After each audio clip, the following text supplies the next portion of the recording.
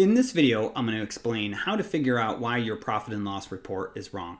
So there's a few things we have to cover. The first one is if you're trying to compare the profit and loss report to the home page or the sales report, it is going to be different. It will almost always be different because the home page and the sales report are reporting things based on when you actually completed signings. They're supposed to be more of like a sales view of things.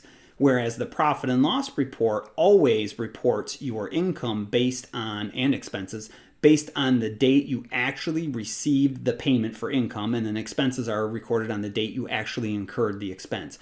And it is always like that because that's the way the IRS mandates it, and that's the way you have to report it on your taxes. So if you're trying to compare it to the homepage or you're trying to compare it to the sales report, it's always going to be different. Now, if you still feel like something's wrong, then it's always reporting back whatever you put into Notary Gadget. So if there's an error in your profit and loss report, it's because you've entered in usually a payment that's entered in wrong with either the wrong date or the wrong amount. And again, the date you're always going to enter it in based on the date you actually receive the payment for it. It's not when you completed the signing. So the first thing that you can do to try to figure out where that data entry might have went wrong is click on the signings category. And you can click on any of these categories and it will show you a detailed list of all of the transactions. So if I click on my signings one, I can quickly scroll through some of these. And this is what I always try to do is look for a weird number. Like, oh, here's one. That was probably supposed to be a $150 payment, not a $15,000 payment. So if I click on it, then I can come over here and I can fix it and then hit save.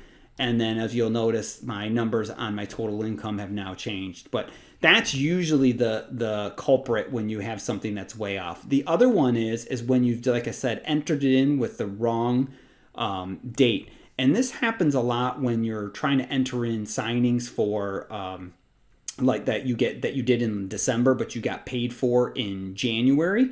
And you try to go back and enter them in as December payments. But if, like I said, if you receive them in January, then you need to make sure you entered them in January. And don't forget the previous year. So if I'm looking at my 2022 profit and loss report, one thing I might want to focus on is what did I enter in January? Because it's very likely that some of these signings could have been completed for last year. So if you did a ton of signings in December of the previous year, but you didn't get paid for them in January, then yeah, you're going to have a big bulk of income that's going to come in January because it's all those signings you did in December. So that's usually the biggest, that's usually the culprit. Another report that you can use that will kind of help you figure out if you've entered in something wrong too is to go to the reports and do the 1099 payments received report. And I'm going to do all customers 2022. And then this report's going to break down all of those payments that you've received on a per customer basis. So there isn't a way to do it based on date, but like I said, it will do it. I mean, it sorts it within date for each customer. But in here, you can look back and say, hey, you can just quickly look over there and say, oh, wow, ABC title, I did $49,000. That doesn't sound right. Oh, here you go. There's the one that had the error. It had a payment in here of $49,000. So and if I need to correct it, you just simply click on it. It'll open it up. You can go to the payments, and then you can fix whatever you need to fix inside of there. So I hope this helps you figure out what is wrong with it. But again, remember, there's the profit and loss report is always calculating it correctly. We've tested it for over 10 years. Every single time we've had a user who reports something wrong with the profit and loss report, it's always 100% of the time been a data entry issue on their part. So just make sure that you go through, and it is a bit tedious because you're gonna have to go through line by line. That's why it's so important as you're entering in payments and everything else to take your time and make sure you're entering everything in accurately. Hope this helps.